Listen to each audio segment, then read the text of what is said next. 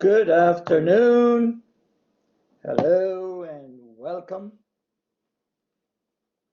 Today I'm going to begin a discussion on externalities in sports. Just to connect with what we have done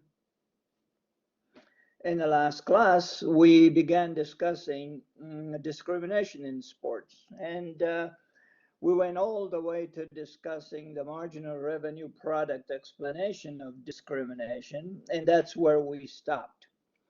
I will come back to that topic. And today, however, I want to take you to an area where there is some interest. As you may have noticed, what I have done all along is give you the opportunity to excel by identifying a topic or two or three and writing about it. And as I do that, the notion here is that different people will pick different topics, and those different topics may be challenging to the individual who picked it. In the process of my lectures, however, I will interpret, I will give guidance, I will give clues, and I will give a hint of the topics through my lectures. That's the idea. And so, because I have not noticed that some people will be starting to work on related topics, benefits in sports, externalities, and so on and so forth. And because they might also start working on their paper, the term paper, I felt it's a good thing for me to talk about this subject in as much as I can do that in this class. Let me give you a little background about me, and you can understand why I teach a course in sports economics.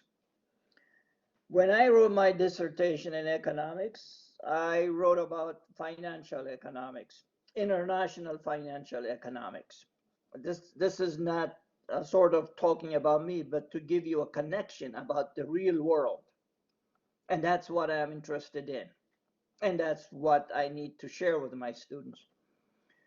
So my dissertation was about international financial movements across countries and connected with international trade and so forth. When I finished my dissertation and it was approved, a year later, it was picked as one of the most important contributions in international financial management by the university microfilms organization that looks at all kinds of dissertations and publications and organizes them. And the reason why it was chosen was because it took a topic that had not been explored before and connected it to the well-being of nations and the situation that assesses where nations are. And I used the entire world data from many countries, many countries. Now, when I finished that, the first thing I did was become a professor. I taught for 3 years, and then eventually I became an administrator, a university administrator. And what I did as a university administrator for over 20 years or so, close to 20 years or so, was deal with financial issues. And I would teach a course, one course every semester, but then deal with financial issues of the university, financial issues of the region, the state that employed me, and so on and so forth. And so I did that for quite a while. And in that process, I learned what I should have also learned in my years as a student at the baccalaureate level, at the master's level, and at the PhD level. And what I learned was that I need to be able to take economic theory and interpret it into the real world, bring it together. In other words, take theory and apply it to the things that I was confronted at. And you wouldn't believe this. In higher education, I was able to take the economic theory and be able to apply it to a very difficult situation when I was in Michigan as provost and vice president, and was able to solve a financial problem at that time. And the point of this story is that we all need to be able to use theory and interpret it to the various issues that confront us. And that is why theory becomes important. People who do not know theory cannot solve a problem because they do not know who to go to or what to go to. So theory, the benefit of theory, most of us as students do not like it. I don't think I liked it because it's tough. It made you think. But later on, when you're confronted with a problem, guess what you do? You don't go to somebody to help you out. You go back to theory and say, this is what the theory says. But at that time, if you do not have the necessary wherewithals, as it were, to be able to interpret, then even theory may not help you. Theory is there to help solve problems. What you do in the process is you learn how to modify it. You learn how to apply it. And so in my price theory courses, that's what I do. And that's what I do in sports economics as well. Take theory and apply it to this universal thing. It's so universal. Sport is so universal that it can appeal to everybody. But through that, you can also include a discipline such as economics. So that is why I teach a course in sports economics. So today then, I wish to talk to you the benefits or externalities, I should say, externalities of sports. We'll come back to the issue of discrimination later. But I want to talk about externalities. And sports has quite a number of externalities. I will talk about the externalities of sports first. Then I will talk about the externalities of sporting activity. All right. And then I will take you into introducing a couple of economists, as it were, who dealt with this issue of externalities and how to deal with it.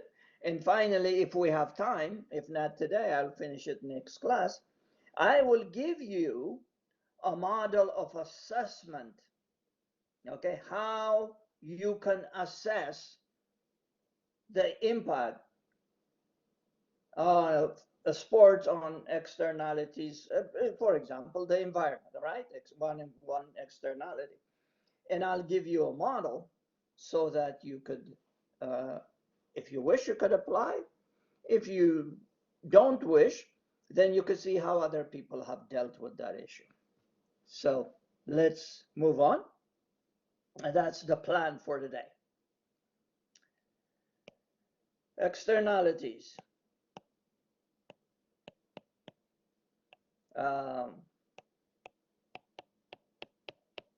Generally, I lecture and deliver these courses from my library. I have a big library.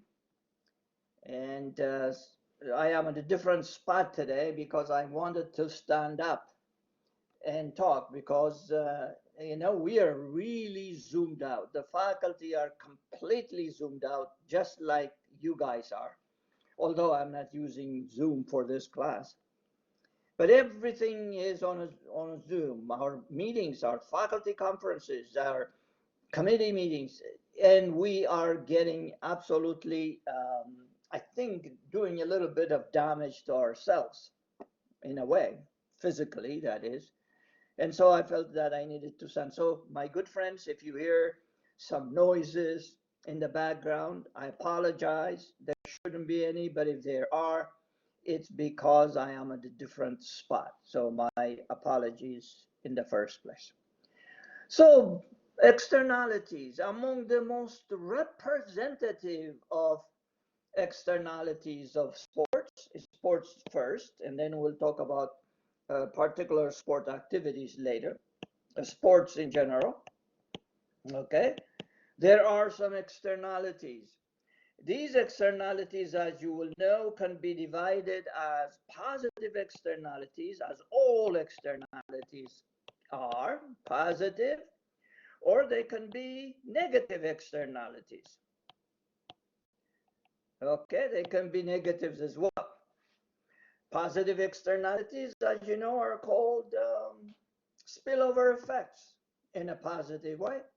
Negative externalities are spillover effects in a negative way. Every activity has, every economic, I should say, every economic activity, and sports is an economic activity. My teaching here is an economic activity, has either positive or negative externalities. And so the first list of things I would like to put is what are these positive externalities, okay? So let's begin with the positive part. I know you will agree with most of them, and it looks simple when I talk about them, but you will begin to see why they become economic, okay? Economic externalities. So the positive ones, okay? Positive externalities. One would be improved health, right? Of sports. Improved, I will write very fast here. Improved health, an important part of what people gain in terms of, I just told you earlier that I wanted to stand today while I lecture. It's part of trying to get some movement in my own internal body functions, as it were. And standing up for some people is a form of sport. And in the classroom, we walk around. I love to walk around. For those of you who had me before, I like going around almost like visiting each individual. It's a huge exercise. When you sit down, however, you don't do that. But there is improved health as a consequence of engaging in sports. There are other, and you can see improved health as an economic consideration. It's an economic issue. Why? Because if you have improved health, you don't have to worry about health care, as it were, right? Second, lifespan, long, okay? And there are general studies that show that people who are involved in some kind of sports throughout, of course, their lives, have a longer lifespan. I used to run. Not anymore. I don't enjoy it that much. Now I walk a couple of miles a day at the very least. When I was younger, I played soccer. All right. And so, but you have to continue some form. So one positive externality is longer lifespan.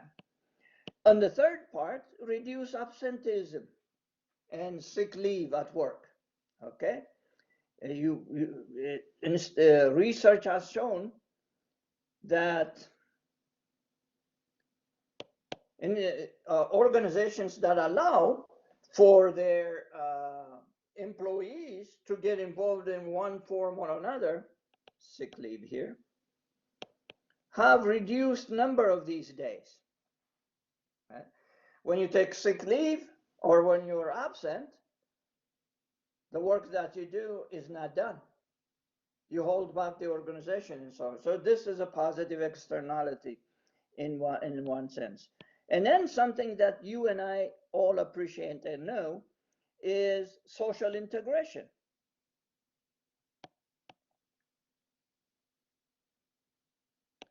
Sports provides one of the most important social integration functions that you can ever imagine. Yes, you can go to weddings, but how many weddings do you have? Yes, you can go to a party. Well, that's a good one too. All right. But sport provides a form of social integration that is unstated, whose benefit is really understated. You go to a game, you talk to people, you enjoy watching other individuals. I once talked to somebody that told me that they like to go to the uh, games at Cubs, watch the Cubs play baseball. I am not a baseball fan per se. I'm a football fan and a soccer fan and a basketball, but baseball comes down the line. And congratulations to those of you who are the fans of the Dodgers. Social integration. This person says he goes to the Cubs game as much as possible, not miss it.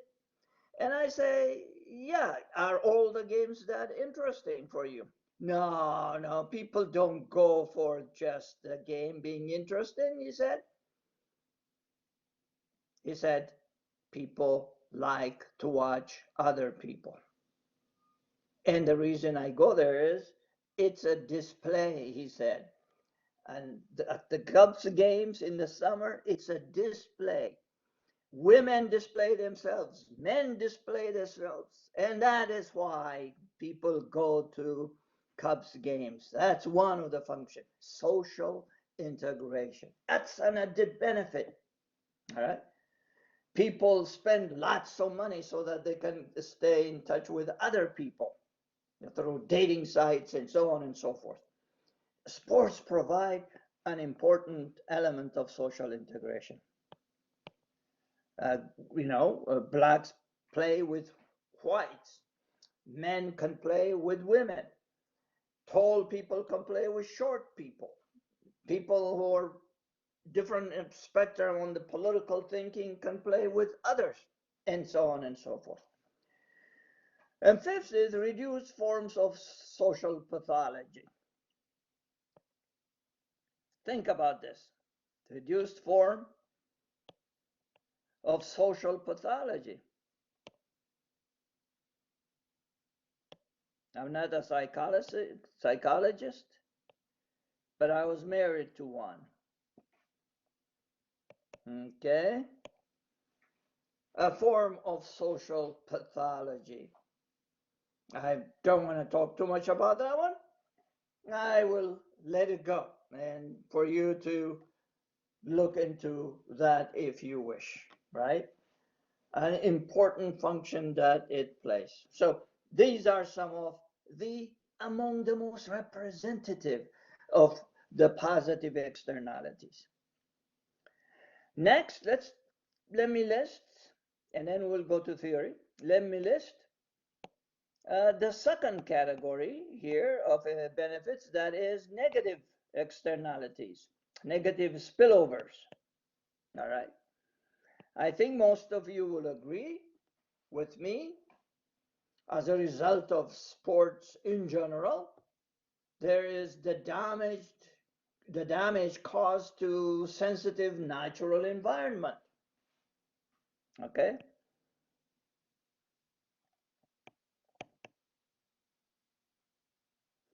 Sensitive natural environment. You might say, how does a football game do that? No, I'm not talking about just football when I say the environment here. If you have been to California, you will see all kinds of destruction, or at least the damage, I should say, damage caused by people who like to ride different kinds of vehicles, different kinds of motors. They like to run through the desert, the forests, the valleys, and the swamps in California. You see it everywhere. There is not space that had not been scarred, okay, in California. And throughout the South as well, you'll find these kinds of situations.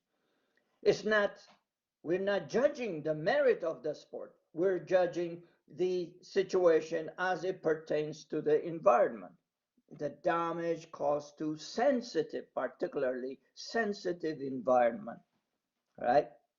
That's a very important consideration. Uh, Let me add here the damage to natural environments, not just sensitive ones, damage to natural environments, including the ozone and so forth, including the wetlands, the dunes. All right. A lot of people fishing, that's a form of sport, has an impact. And there are people who do not follow the rules. Humans do not follow the rules in general. We cause noise, we cause erosion, we cause trampling the underfoot, okay? And we cause pollution. Alaska tries to deal with this by having a huge department of um, natural wealth in Alaska. But every time they have difficulty dealing with people who travel from Texas and the rest of the lower 48 and damage stuff and turn back to their habitat, as it were. So these are all damages that are caused to natural environment. You may agree, may disagree, but this is part of the representative among the representatives of the negatives. And on the third scale, you have certain consequences of intensive sporting activity. What are the consequences? Let me write this down as consequences of sporting. In this case, I'm talking about intensive sporting activity. What are they? They include doping. Okay. They include accidents. They include illnesses. Doping is quite common for people who are in very intensive sports activity. Why? Because you want to be as big as the next guy. If the next guy is big, and that's why he got the huge contract, you want to be the same. If the next guy can jump more because he has been doing certain things that you don't do, you want to jump as high as he does. All right? And so there is a sort of incentive that is created to do these things when you are involved in intensive sporting activity. Doping is very common. Accidents are very common. People get hurt, particularly in the sport of football, right? Every one of you know people who have just, completely smashed their legs, and now over the last many, many decades, people who have smashed their brains, as it were, because of the continuous knock on their heads and so on and so forth. And the leagues are trying to do something about that. All right. And then there are, of course, illnesses that come as a consequence. You have damaged knees, and you may be okay until you're 29. After 29, things change. Everything becomes corrosive in your body, and ligaments get destroyed. They cannot carry you anymore. All right. And these are illnesses that you have to carry, right, in the form of negative externalities. We can't ignore them. Because if you're ill, this is economics. If you're ill, somebody has got to take care of you, or society has got to take care of you. That it's a negative spillover effect that not only affects you, but everybody else. And we can list as number 4 the nuisance linked to major sports infrastructure, right? Nuisance as a result of infrastructure. One of you wrote a nice paper. It was nice because it dealt with a topic that I'm very familiar with and understood, and is really, the topic is not externality, but it addressed economic development in a particular communities.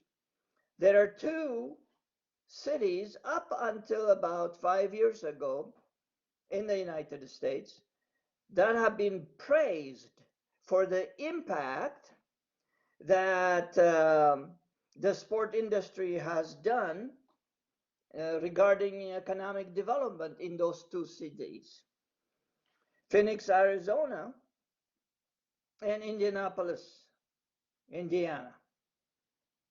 For a while, they were examples.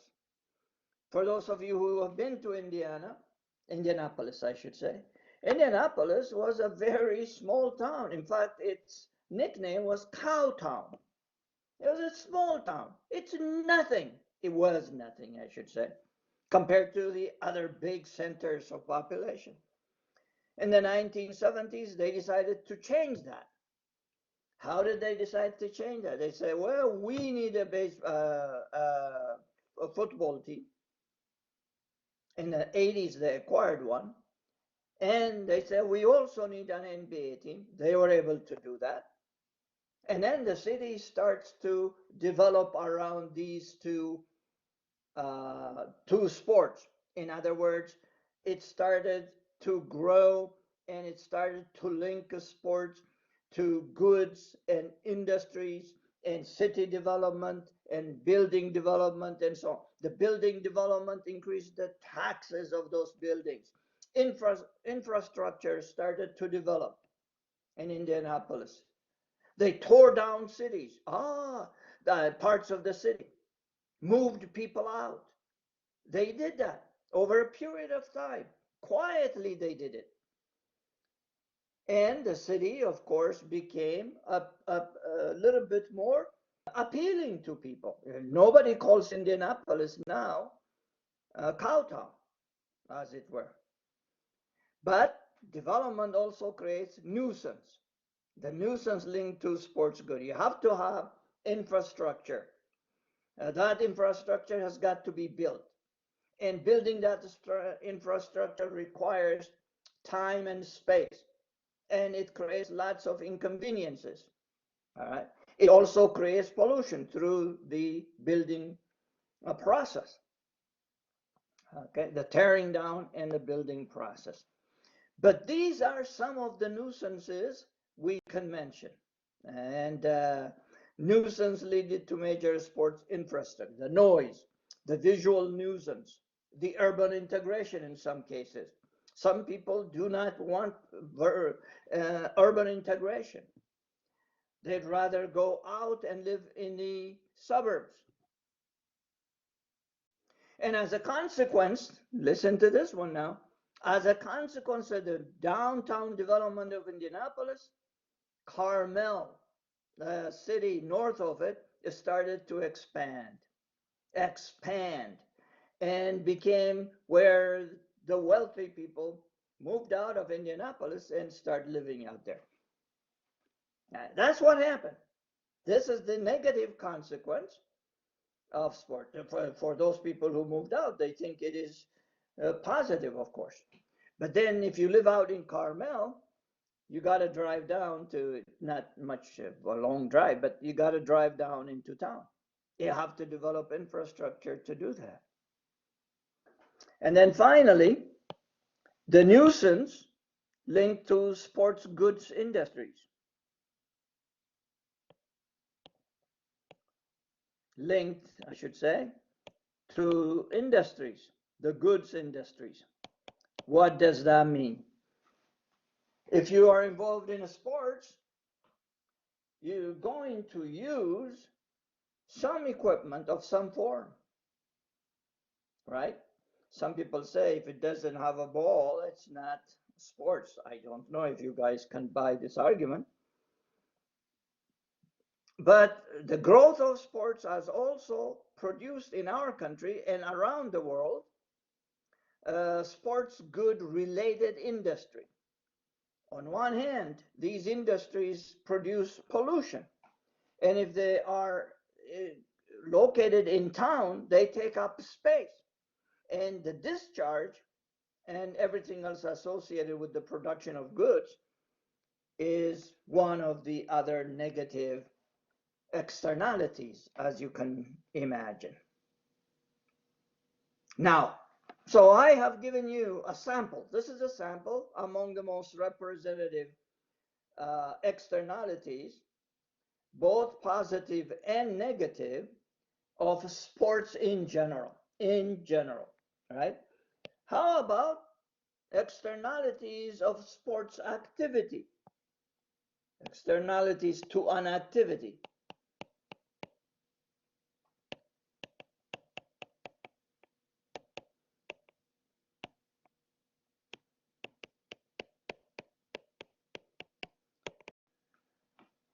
I can list those two in the form of positive and negative, right?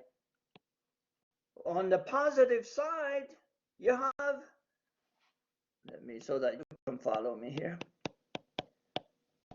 On the positive side, you have social links, right? Social links. Sport is a carrier of universal values. So you don't like somebody, you don't like your neighbor, or whatever it might be, you can connect with them. Sport is a carrier of universal values. These universal values link us all together. There are students that come into my principal's micro class, and particularly international students. And the first thing they ask me, they say hello, and they say, what sport did you play? Or they would say, did you play soccer? Immediately, we form a connection. And the way I handle that is I say, yeah, but you know, my sport is this. And I ask them where they are from. And I mention 2, 5, 6 sports teams. And I say, such and such is bad, and such is good, and such needs improvement. And so immediately, these individuals are linked to me. And I can see their eyes popping out. I can see them smiling. Either I have said something that they don't like, and they won't criticize, of course, or something that they liked, but they are all impressed about the fact that I talked about something that was of interest to them in their own country. Immediate social links. I'm giving this as an example. It's a carrier of universal values in terms of social links, right? It provides that enormously well. And then there are territorial dynamics. Okay, I call them territorial dynamics. These territorial dynamics arising from the economic impact of sporting events. Okay, the economic impact of sporting events. Territorial dynamics. What they do is they lessen tensions, for example, of unemployment. They lessen impacts and tensions related to delinquency. They lessen impact or tensions arising from drugs and so on and so forth. I call them territorial dynamics. People from different parts of city, different parts of state, all of them have all of a sudden a similar interest and are involved in those social links, In the process, they forget they are unemployed. In the process, they stay away from delinquency. In the process, they stay away from drugs. As an economist, you have to have a very wide view, wide lens of how you look at society. And you always have to have an open mind about things. And when the data confronts you, you have to be able to change your mind. In fact, that's true about every profession if you are a person that is connected to any form of science in the first place. All right. During a sports activity, my friends, burglary goes down. I think you already know this, but I'm telling you, research shows during a sports activity, the important sports activity, the number of burglaries go down. Unless, of course, some of you might want to disprove me by just giving me one instance or two. Unless, of course, there are highly specialized burglars that while you are playing your game, they know you have a big game and you're out there and go break into your house. That happens. But in general, among the most representative of things, okay, burglaries go down. Police don't have to work as fast as hard during those hours, except maybe at the game when somebody's pouring beer down your back on a cold day in November because they were drunk. Delinquencies go down and drug use actually go down because your interest is focused someplace else. I call these territorial dynamics. All right. So in general, next, I think it would be nice to point out the negative ones too for a specific sports activity. Okay. What are the negative ones? I can say one of the negative ones is social relations can also go down. What do I mean by that? I am not looking just at American society. I look at all societies when you are making conclusions about a particular subject. One of those activities that I abhor and was so terrible. In England, it's called hooliganism. Hooliganism. And the British had to work very hard at this after hundreds of people died as a result of at a sports in a sports stadium as a result of hooliganism. And what they decided to do, British society, was that kids are dying. Parents take their little kids, 3-year-old Johnny, 5-year-old Stacy, with them to a game, and they don't expect to come back home with their children dead. And so British society said, anybody involved in hooliganism, if there is any tendency on anyone, they will be banned for life from going to a sports activity. And guess what happened? It stopped it. People are so much focused on attending, being at a sport activity. Remember that core value I talked about. Okay? The sport, a carrier of universal values. The universal value here is enjoyment, utility, satisfaction, maximizing that satisfaction. People stopped hooliganism. British does not have the hooliganism that it had in the 80s and 90s. Not at all. Yeah, there would be one or two or three, a few drunk people, but that's not because of concerted, calculated activity. That's because they are drunk. They don't know what they are doing. So social relations have also been seen as negative. The choice for us is, of course, is to balance this out, isn't it? The positive against the negative. Social relations. All right. By the way, that includes hooliganism, it includes doping, okay?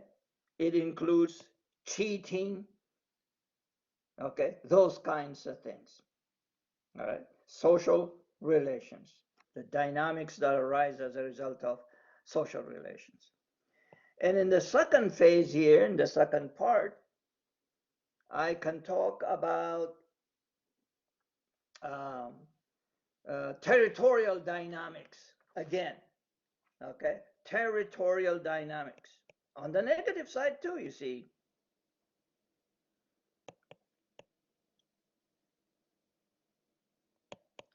Territorial dynamics. What are these territorial dynamics? I can give you 3 examples of these territorial dynamics, and I'll go to the next page if you have this down. We're now talking about the negatives. I have talked about social relations, including hooliganism and doping and cheating. I have talked about the second part, territorial dynamics, and let me list what comes under that. Okay, under that, territorial dynamics, you see what I will call crowding out effect.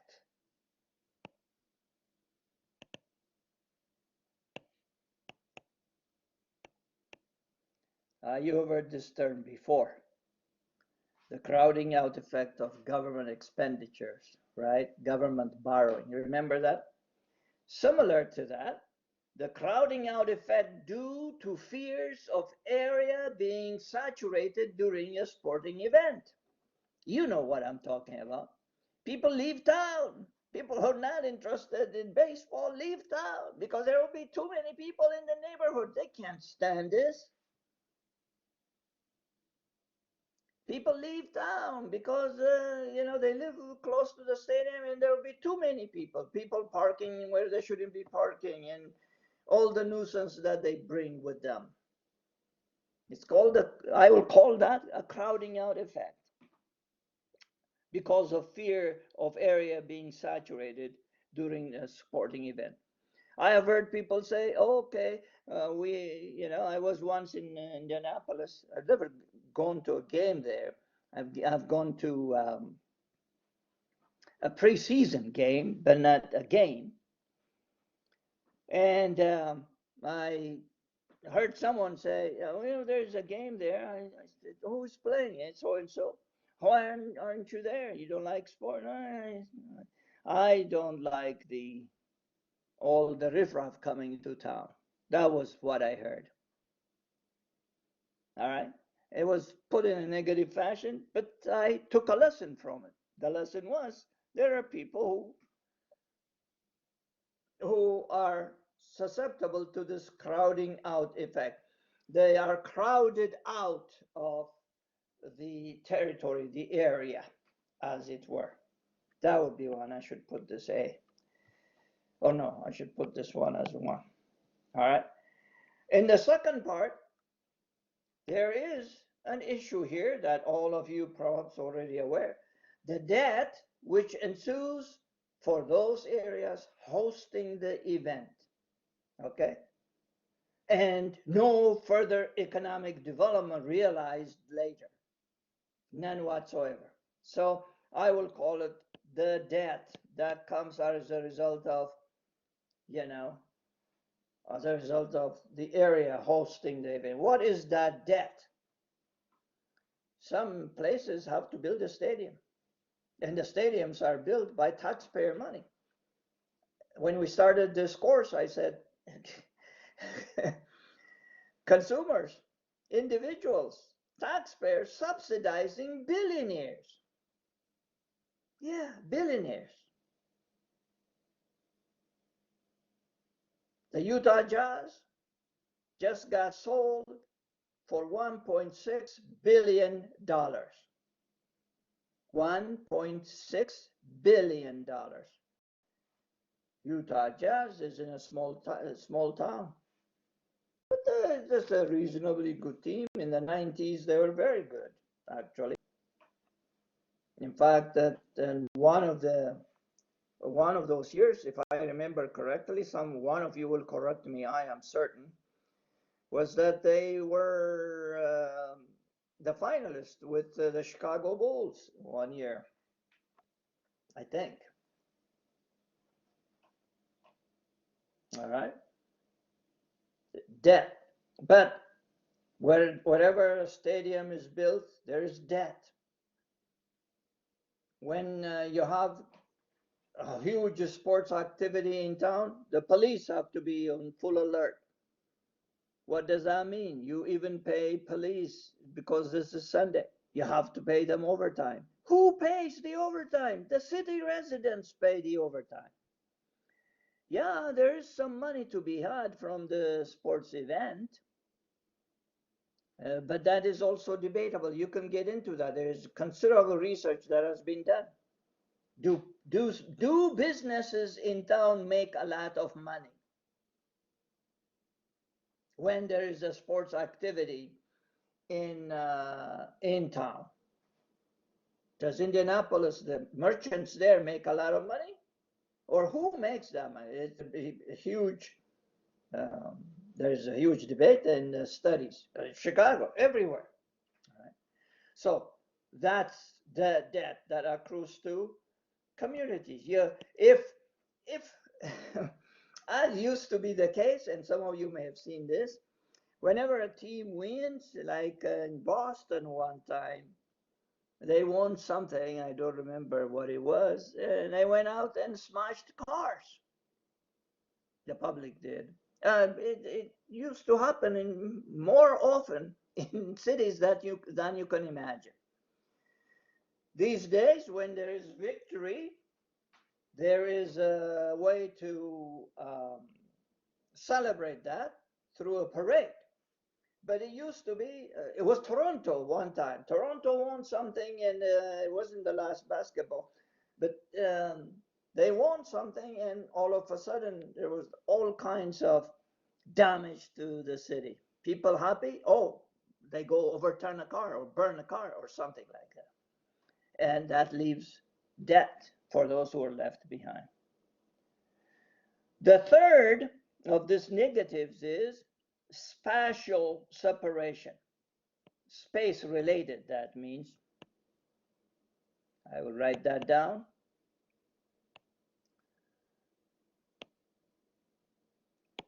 Spatial separation between rich and poor. This obviously is engendered by major urban redevelopment operations. The rich do not want to live in an area close by to a sports stadium, to a sports activity. They do not. So what you have is a sports separation, spatial, I should say, separation between rich and poor.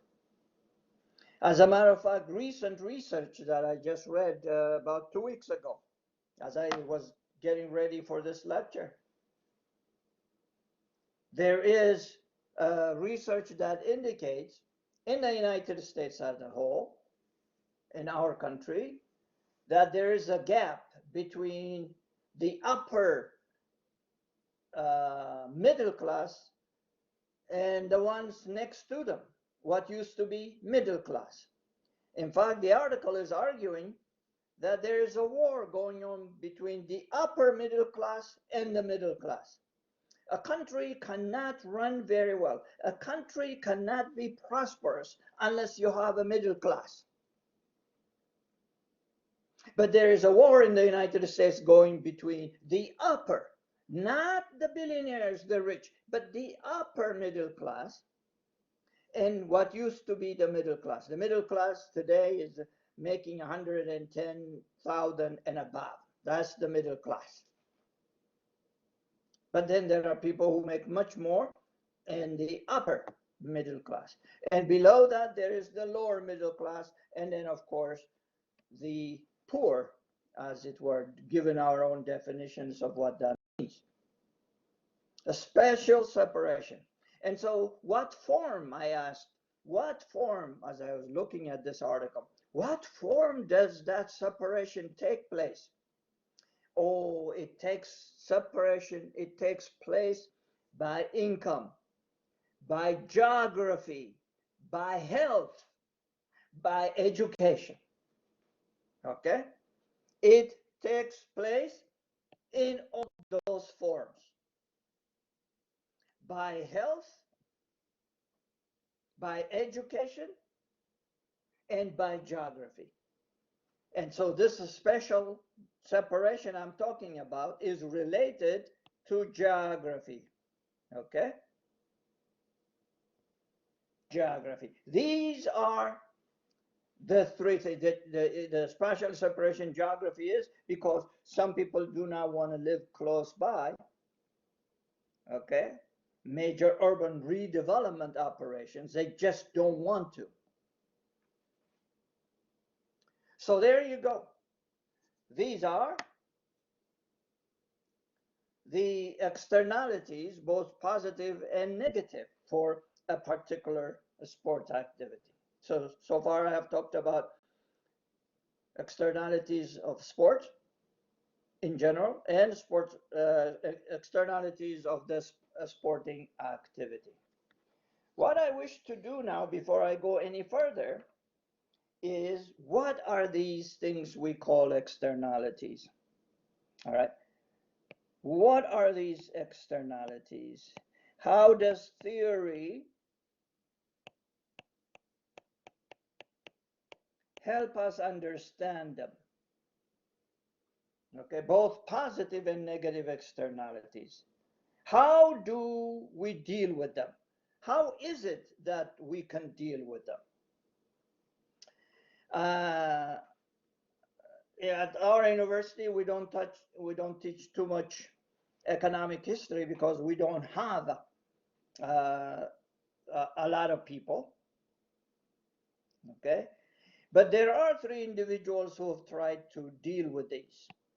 One of those is a person by the name of A.C. Pigou.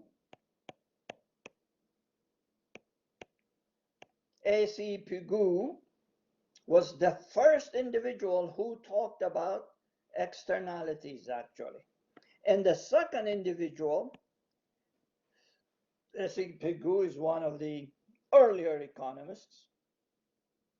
And the third one is Mr. Coase, Robert Coase, of the University of Chicago, who won the Nobel Prize in 1991. Okay. And he dealt with this issue of what he called economic agents. Okay. And his theory is known as the problem of social cost. And he dealt with it. His work appeared in 1960. And what that was the basis of his, obviously, his Nobel Prize in 1991, because it was so valuable and so important. What I will try to do in our next lecture is introduce you to these two individuals and then give you a model of assessment of externalities. That's what we will do in my next lecture. And then we'll come back to discrimination in sports. All right, or no, price discrimination, I should say. Discrimination and price discrimination in sports. Okay, we've talked about quite a number of things. I will turn off my recording